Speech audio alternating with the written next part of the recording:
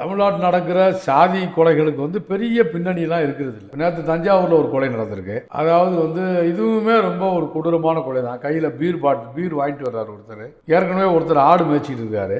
இந்த பக்கமெல்லாம் வந்து ஆடு மேய்க்கக்கூடாதுன்னு ஏற்கனவே அவர் இவர்கிட்ட சொல்லியிருக்காரு.